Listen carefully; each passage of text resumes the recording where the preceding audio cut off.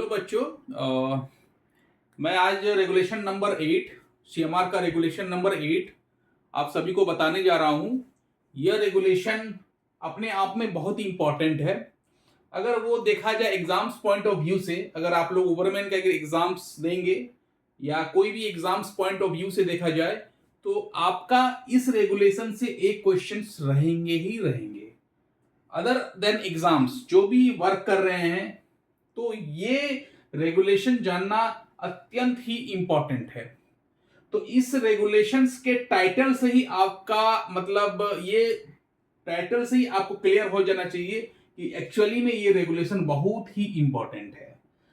Notice of dangerous occurrence और accident, ठीक है। अगर किसी माइन में अगर आप काम कर रहे हो तो उस माइंस में ऐसा तो नहीं है भाई, माइन मतलब होता है कि हम अर्थ क्रस्ट माना पृथ्वी के अंदर में धरती माँ के गोद से हम लोग कोयले को निकालते हैं या मिनरल्स को हम लोग निकालते हैं। तो ये हम लोग एंगेस्ट ऑफ नेचर मतलब प्रकृति के विरुद्ध हम लोग काम कर रहे हैं। तो उसमें चोट लगना, चोटिल होना, चाहे छोटा चोट हो बड़ा चोट हो, ये तो मतलब स्वाभाविक है।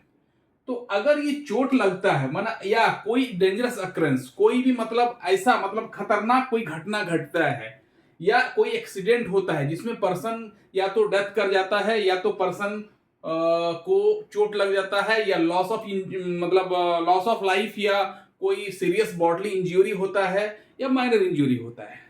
तो इसी तो हमको उस केस में किनको नोटिस देना है, माइंस के हमको that means mines manager owner और एजेंट को किनको नोटिस देना है, कितने दरमियान में देना है और किस फॉर्म में देना है और डेंजरस अकरेंस क्या है, ये सब चीज मैंने बताया हूं।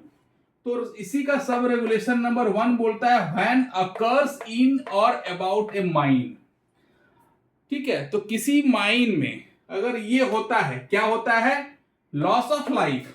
लॉस ऑफ लाइफ माना आदमी का डेथ हो जाता है, आदमी मर जाता है, और serious bodily injury in connection with any mining operation. अगर माइनिंग ऑपरेशन करते वक्त किसी आदमी का डेथ हो जाता है या कोई आदमी को गंभीर रूप से चोट लगता है, ठीक है, किसी का जैसे परमानेंट हाथ कट गया, किसी का मान लेते हैं अंगुली कट गया, किसी का लॉस ऑफ हियरिंग मतलब सुनने की क्षमता खत्म हो गया, या किसी को आंख से देखने की क्षमता मतलब जो आंख से दिखाई पड़ना अंधा हो गया, तो ये सब होता है सीरियस बॉडली इंजरी मतलब loss of any part of the body, body का कोई भी पार्ट या कोई भी काम ना करना ड्यू टू माइनिंग ऑपरेशन और सीधे मर जाना, डेथ हो जाना, वो लॉस ऑफ लाइफ है। और डेंजरस अकरेंस में क्या क्या आता है, जैसे एक्सप्लोजन्स, अचानक बारूद फट गया, ठीक है। अभी बीरभूम में जो रिसेंटली हुआ था घटना, एक्सप्लोजन जो एक्सप्लोसिव है ना वो फट गया, वो आता है डेंजरस अकरेंस में, जिसमें बहुत सारा आदमी भी डेथ किया है और बहुत आदमी सीरियस बॉडली इंजरी भी हुआ है। स्पॉन्टेनियस हिटिंग, धीरे धीरे आग का लगना, appearance of smoke fire, mines के अंदर में स्मोक दिखाई देना, ठीक है, मशीन्स में आग लग जाना, fall from the height of any excavator, मान लेते कोई लोडिंग मशीन है, सपोज वो सॉवल चल रहा है, एक्सकेवेटर चल रहा है, एक्सकेवेशन कर रहा है, ये डंपर हो गया है, ठीक है, ये सब का हाइट से गिरना, नॉक्सियस गैस का निकलना अंडरग्राउंड माइन या ओपन कास्ट में, ठीक है, अचानक पानी का माइन में घुसना, ठीक है, प्रीमेचर कलप्स, ठीक है, या तो पिलर का पहले से ही कलप्स हो जाना, प्रीमेचर मतलब पहले से, प्रीमेच्योर्ड मतलब ये मैच्योर्ड नहीं है, मतलब अनिश्चित का मतलब अब तुरंत मैच्योर्ड हो गया समय से पहले, या ब्लास्ट, प्रीमेच्योर ब्लास्ट, जैसे हम लोग चार्जिंग कर रहे हैं अचानक वो ब्लास्ट हो गया, this is called premature blast. Breakage of rope, अगर रोप का टूटना, चैन का टूटना, हेडगियर पुली का टूटना, ओवर वाइंडिंग होना, ठीक है, ओपन कास्ट में डंप का फेलियर होना, बर्न इंजरी, अगर मान लेते हैं कि जल जाना, ये सब जितने भी सरकम सिचुएशन में एक्सीडेंट हो रहे हैं, ये एक्सीडेंट को बोलते हैं डेंजरस अकरेंस। और बहुत कुछ है डेंजरस अकरेंस, ठीक है, बिजली से किसी को चोट लग जाना, जल जाना, ये सब चीज है, ठीक है। अब ये दो चीज में ऑनर, एजेंट और मैनेजर क्या करता है, तुरंत जैसे अगर ये आपका लॉस ऑफ लाइफ या कोई सीरियस बॉडली इंजरी हुआ या कोई डेंजरस अकरेंस हुआ माइंड में, तो ऑनर एजेंट और मैनेजर का रिस्पॉन्सिबिलिटी मतलब प्राइम रिस्पॉन्सिबिलिटी होता है कि तुरंत उस रीजन में जो रीजनल इंस्पेक्टर ऑफ माइन है उसको तुरंत फोर्थविथ इन्फॉर्म करना, फोर्थविथ तुरंत खबर करना कि भाई मेरे माइन में ये घटना घटा है, आदमी डेथ किया है, सीरियस बॉडली इंजरी हुआ है या कोई डेंजरस अकरेंस हुआ है। कैसे करेगा खबर? बाय टेलीफोन, बाय ईमेल या बाय फैक्स के थ्रू। ठीक है, उसके बाद शांत नहीं बैठना है, उसके बाद करना है वही ऑनर एजेंट और मैनेजर क्या करेगा, रीजनल इंस्पेक्टर को तुरंत तो खबर किया, उसके घटना घटने के 24 घंटे के अंदर, जैसे आज 5 बजे घटना घटा तो कल का 5 बजे तक 24 घंटे के अंदर वो ऑनर एजेंट और मैनेजर क्या करेगा, फॉर्म 4A में chief inspector, regional inspector, district magistrate और CMLWA मतलब C for coal, M for mine, L for labour, W for welfare authorities, मतलब एक कंपनसेशन अथॉरिटी है। ठीक है, उनको फॉर्म 4A में नोटिस भेजेगा। कंपनसेशन अथॉरिटी का क्यों भेजना पड़ता है? क्योंकि पैसे कौड़ी का बात है, लेन देन पैसा। ठीक है, इसीलिए इसको भी देना होगा। ठीक है, नोटिस देना होगा फॉर्म 4A में। कौन देगा? ऑनर एजेंट और मैनेजर विद इन 24 आवर्स के अंदर में देगा। अब इसी का sub regulation number 2, sub regulation number 2 क्या बोलता है कि अगर किसी भी आदमी का डेथ या कोई आदमी को गंभीर रूप से अगर इंजर्ड हो जाता है, ठीक है, तो ओवरमैन एजेंट या उस माइन का मैनेजर क्या करेगा, नोट है ना, फॉर्म 4A में जो हम लोग नोटिस भेजते हैं, ठीक है, जो 4A में जो हम लोग नोटिस देते हैं, किसको देते थे हम लोग नोटिस? चीफ इंस्पेक्टर को। ठीक है, 24 hours with in the 24 hours of accident या डेंजरस अकरेंस। ठीक है, किसको देते थे?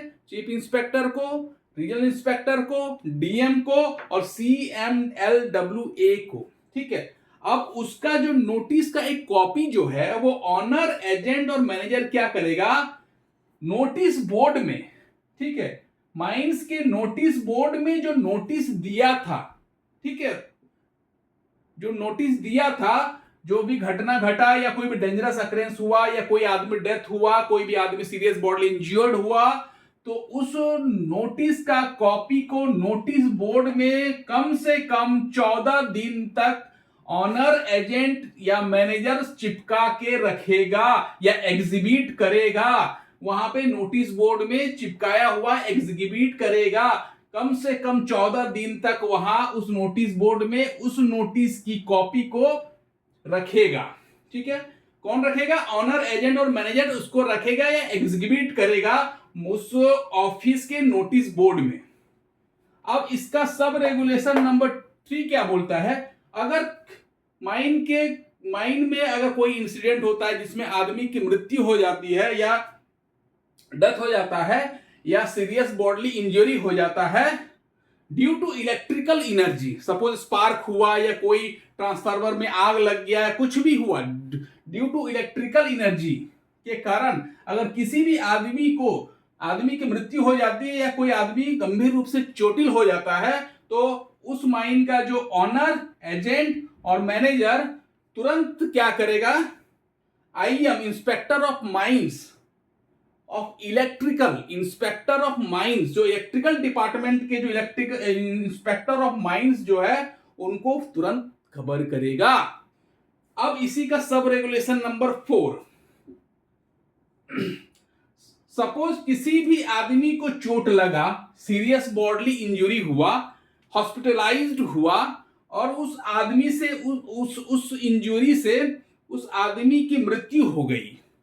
सपोज किसी भी आदमी गंभीर रूप से चोटिल हुआ और उसके कारण आदमी की मृत्यु हो गई, ठीक है, या छोटा चोट लगा था, माइनर इंजरी था, लेकिन कन्वर्ट हो गया सीरियस बॉडली इंजरी, तो उस माइन का जो ऑनर एजेंट और मैनेजर का रिस्पॉन्सिबिलिटी होता है कि विद इन 24 आवर्स, 24 घंटे के अंदर सेम अथॉरिटी को नोटिस भेजेगा।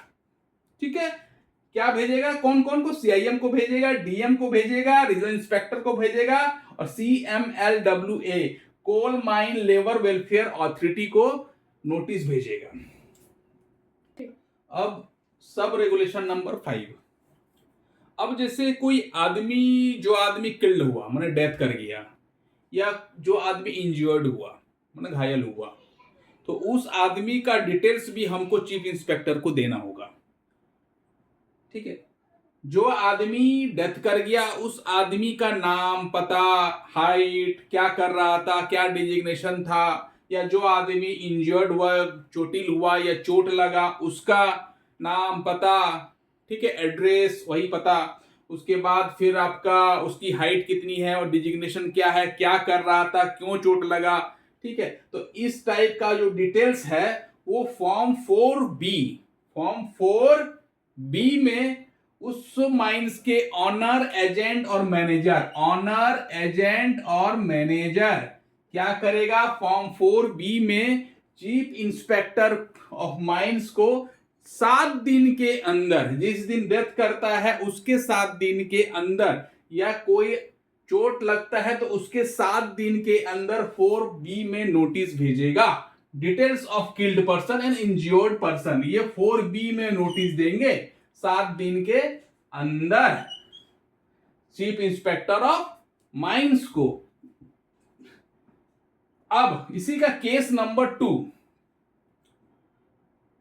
अगर जो पर्सन इंजोर्ड हुआ, डेथ नहीं किया, इंजोर्ड हुआ, अगर वो ड्यूटी में वापस ज्वाइन करता है, जिस दिन ज्वाइन करेगा उसके 15 दिन के अंदर, जिस दिन ज्वाइन किया उसके 15 डेज के अंदर, ठीक है, फॉर्म 4C में नोटिस देगा। किसको देगा, CIM को देगा। कौन देगा, ऑनर, एजेंट या उस माइंस के मैनेजर, कि भाई मेरा ये आदमी चोट लगा था फलना डेट में, ठीक है, अब 15 दिन के अंदर में वो नोटिस भेज के खबर कर दिया चीफ इंस्पेक्टर ऑफ माइंस को कि वो लौट गया, स्वस्थ हो गया, फिर से रिज्वाइन कर लिया ड्यूटी। लेकिन जो आदमी details of killed person and injured person को 4B में देंगे, चीफ इंस्पेक्टर को देंगे, और विद इन 7 डेज में हम नोटिस भेजेंगे। तो आई होप कि ये रेगुलेशन बहुत अच्छा लगा होगा। अगर आपको ये रेगुलेशन अच्छा लगा होगा तो इस वीडियो को लाइक करें और शेयर करें। धन्यवाद।